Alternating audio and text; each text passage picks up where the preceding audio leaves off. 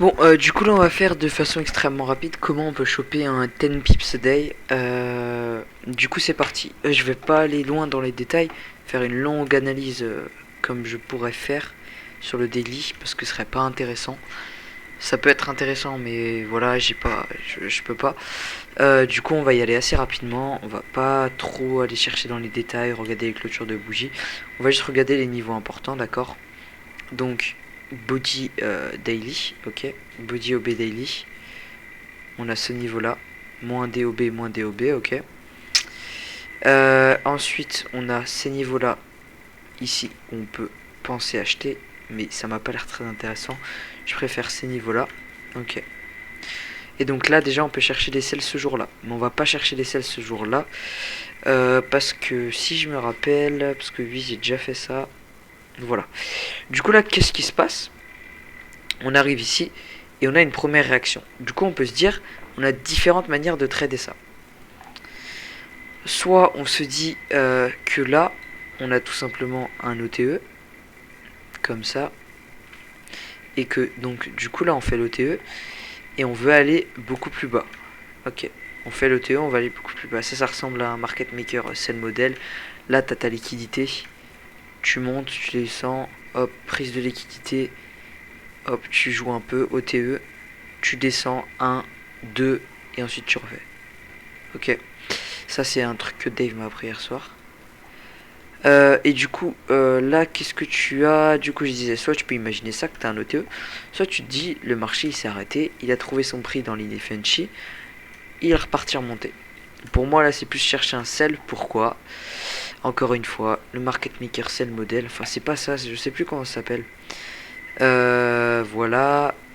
Et le fait que, en fait, on vient prendre les liquidités du bas pour remonter et pour descendre. Ok. Du coup là je sais pas, peut-être qu'il y a un Quasimodo. Je dis pas de conneries hein, mais ici là, sur cette candle là, mais voilà.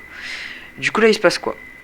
On a différentes manières. Soit on se dit, bah en fait on arrive ce jour là, on va buy. Soit on se dit, vu que c'est baissier, on va attendre que le prix en petit time frame il fasse ça.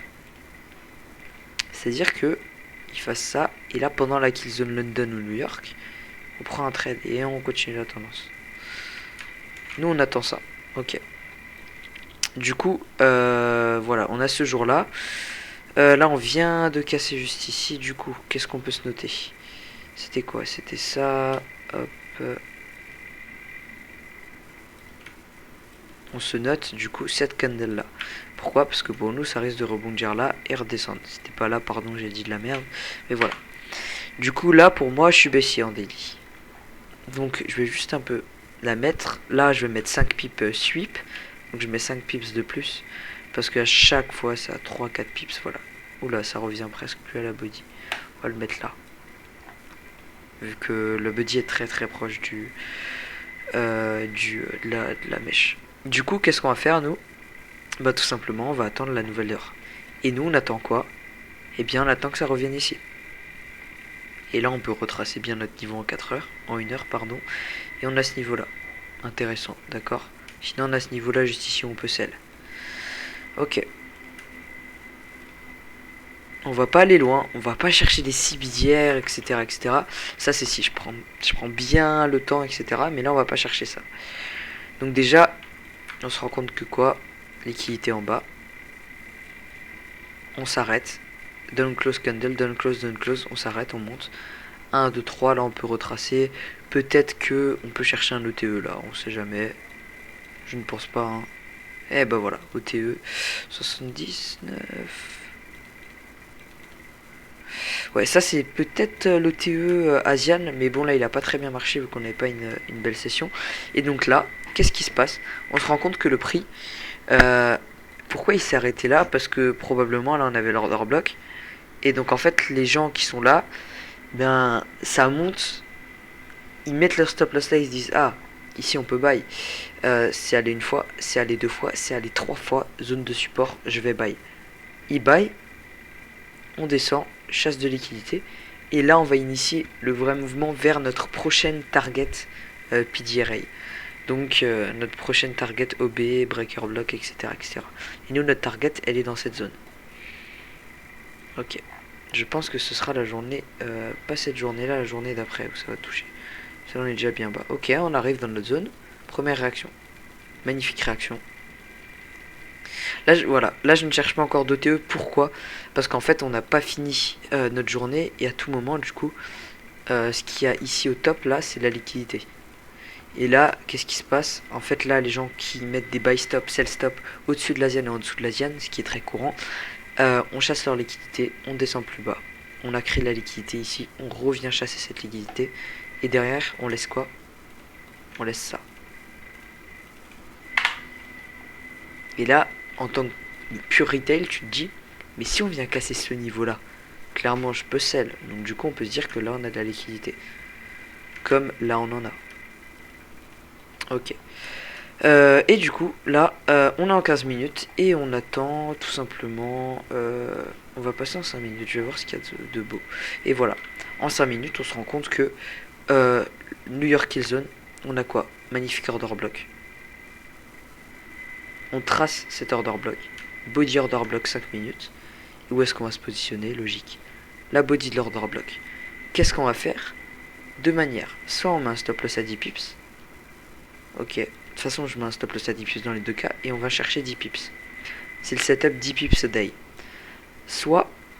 Donc ça, vous voyez que c'est extrêmement simple. Parce que le marché, la plupart du temps, il peut ne pas marcher. Mais du coup, si vous avez un setup 10 pips a day, il va arriver là.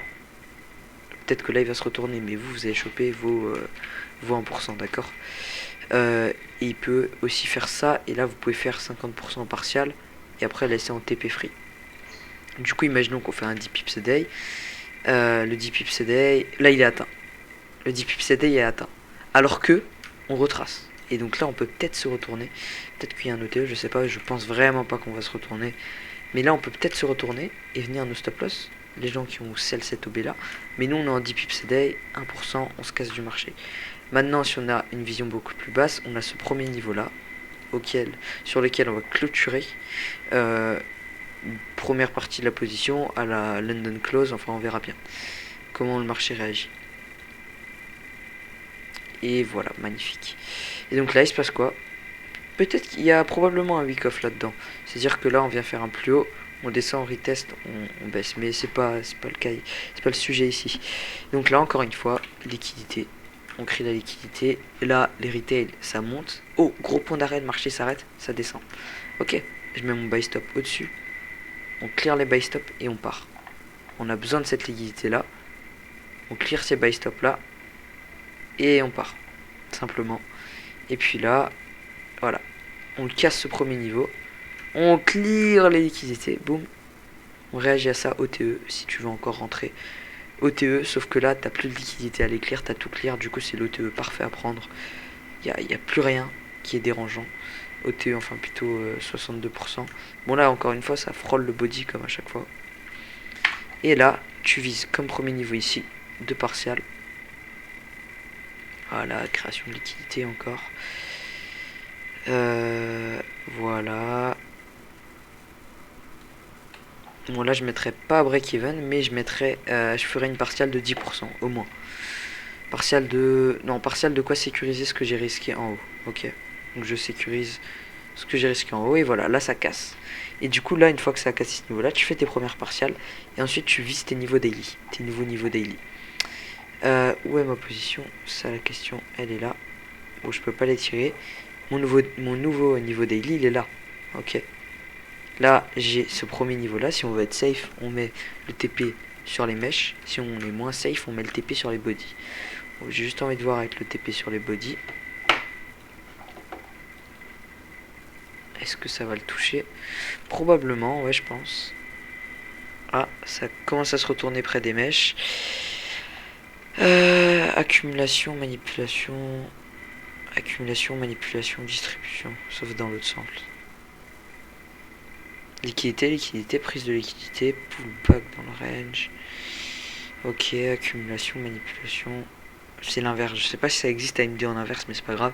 Et du coup là, bon, vu qu'on n'a pas été très safe, il s'est passé quoi? Et bien, de toute façon on a pris nos partiels.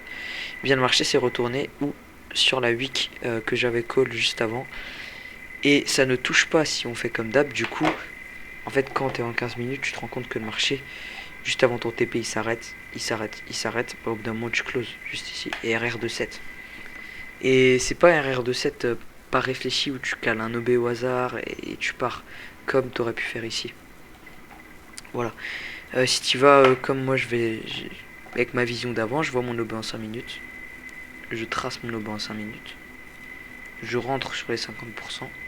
J'ai mon stop loss ici ou un tout petit peu au-dessus. Et là ça fait waouh, magnifique RR. La plupart du temps ce genre de position ne passe pas. Là c'est un coup de chance. Pourquoi? Parce que c'est aligné avec le daily, etc. etc. Mais ouais. Ouais, en fait c'est très très simple de prendre un 10 pips a day. Là vous avez pu vous en rendre compte. Et là regardez, order block. Et ça part. Consolidation, on manipule, on prend une liquidité en dessous de la tienne et on part.